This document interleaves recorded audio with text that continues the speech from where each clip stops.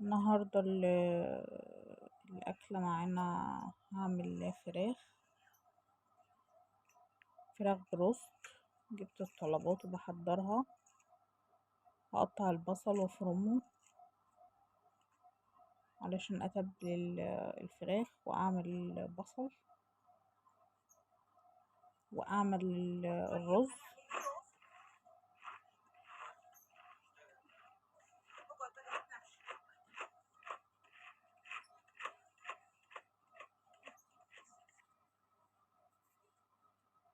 وافرم البصلة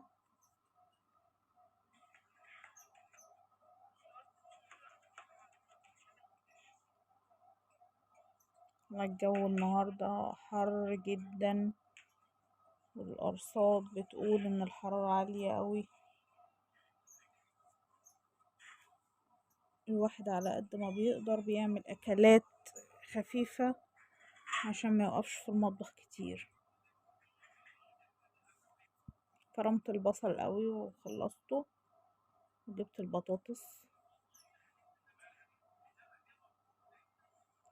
بقشر بطاطس عشان هعمل مع الفراخ بطاطس محمرة ورز. أكلة يعني تكاوي كده، ما يبقاش طبيخ والحاجات التقيلة دي في الحر.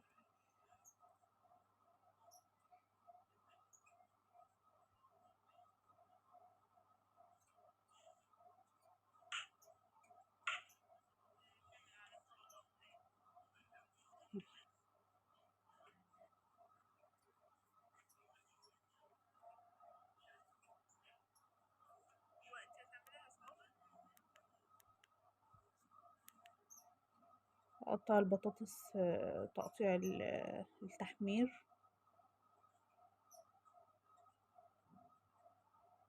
عشان أحمرها بعد الفراخ.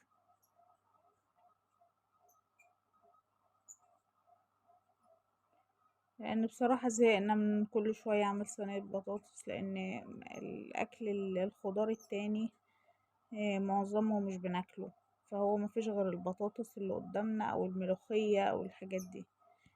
فبحاول أنوع يعني في الأكل عشان زهقنا من الطبيخ وكده.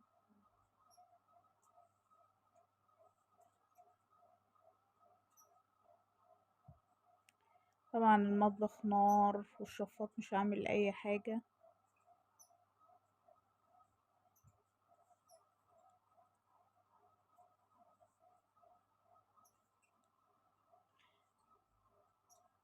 عملت هنا الخلطة اللي هي بتاعة الفراخ،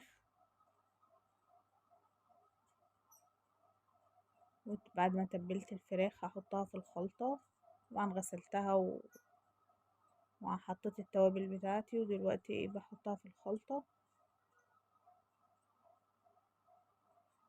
بحب انقعها في الخلطة شوية وبعدين اطلعها اقلبها في الدقيق وبعدين احمرها. وهنا بعمل البصلة للرز.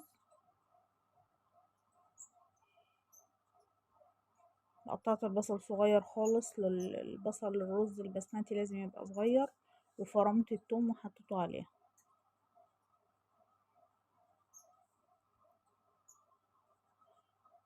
وخلصت. حمرت الفراخ والرز اهو والبطاطس.